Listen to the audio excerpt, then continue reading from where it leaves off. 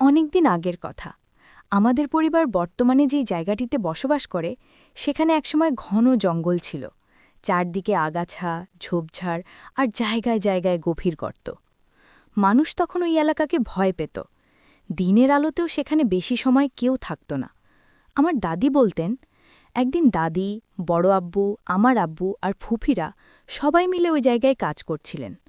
রোদে ক্লান্ত হয়ে দাদি একটু দূরে গিয়ে দাঁড়ান বিশ্রাম নিতে। হাতে ছিল একটি লাথি।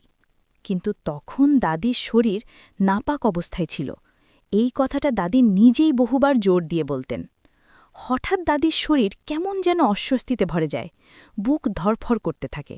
ঠিক সেই মুহূর্তেই দাদি দেখেন, আমার বড় আব্বু দাদির পাশ দিয়ে ধীরে ধীরে হেঁটে কাছের এক গভীর গর্তের দিকে যাচ্ছে। কিন্তু একটা বিষয় অস্বাভাবিক, তার গায়ের রং অস্বাভাবিকভাবে চাপা, মুখে কোনো ভাব নেই, চোখ দুটো যেন ফাঁকা। দাদি ভাবলেন হয়তো কোনো কাজে গর্তের দিকে গেছে। কিন্তু অনেক সময় পেরিয়ে গেল, সে আর ফিরে এলো না। অস্থির হয়ে দাদি সোজা গিয়ে দেখেন, যেখানে সবাই কাজ করছিল সেখানে বড় আব্বু ঠিকই কাজ করছে। দাদি অবাক হয়ে প্রশ্ন করলেন, এই বাবা, তুই না একটু আগে গর্তের দিকে গেলি, কখন ফিরে আসলি? বড় আব্বু বিস্মিত হয়ে বললেন, আমি আবার তখন গেলাম, আমি তো শুরু থেকেই এখানেই আছি।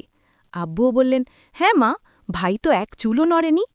সেই মুহূর্তে দাদি বুঝে যান ওটা কোনো মানুষ ছিল না, ওটা ছিল অশরীরী কিছু।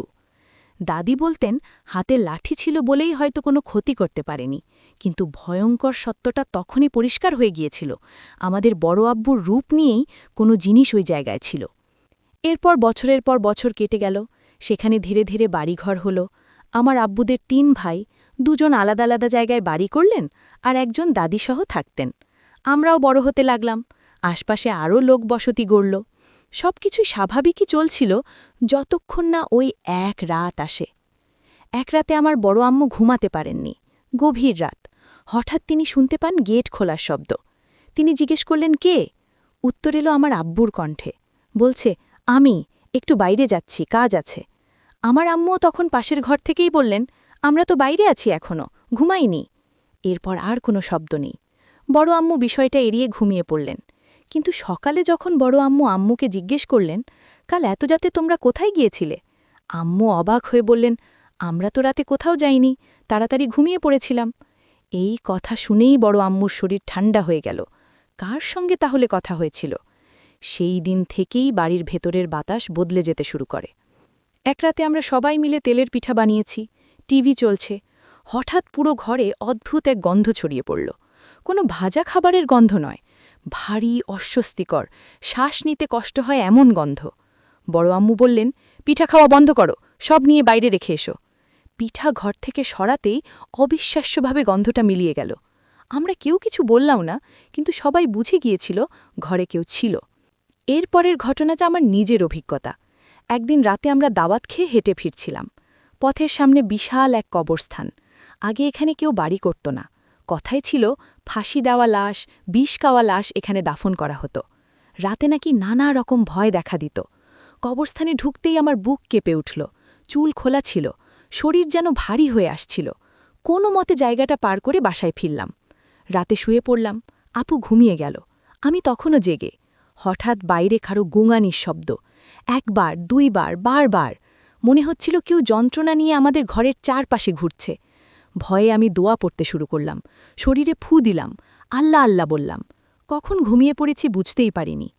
কয়েকদিন পর রাতে আব্বু আমাকে ডেকে তুললেন, বললেন, কাঁদছিস কেন? আমি বললাম, আমি তো ঘুমাচ্ছি, কাঁদিনি। কিন্তু আব্বু বললেন, ঘরের ভেতর থেকে আমার কান্নার শব্দ তিনি স্পষ্ট শুনেছেন। এরপর রাত হলেই শুরু হতো আরেক ভয়, নুপুরের শব্দ। মনে হতো আমাদের বাড়ির চারপাশে কেউ হেঁটে বেড়াচ্ছে। গরমের রাতে কারেন্ট থাকত না, মেঝেতে শুয়ে আছি। রাত ঠিক 12টায় টুং টুং নুপুরের আওয়াজ। আমি, আম্মু, ভাই 3জনই এক লাফে বিছানায় উঠে যেতাম। এই উৎপাত দিনের পর দিন চলেছে। শেষমেশ একজন আলেমের শরণাপন্ন হওয়া হয়। তিনি যা করেছেন, কিভাবে করেছেন, সব বলার অনুমতি নেই। শুধু এটুকু বলি, তারপর থেকে সেই আওয়াজ থেমেছে। কিন্তু দাদি বলতেন, ও জিনিসটা যায়নি, শুধু চুপ করে আছে। আর আজও গভীর রাতে বাতাস হঠাৎ ভারী হয়ে এলে মনে হয় সে এখনও তাকিয়ে আছে আমাদের দিকেই।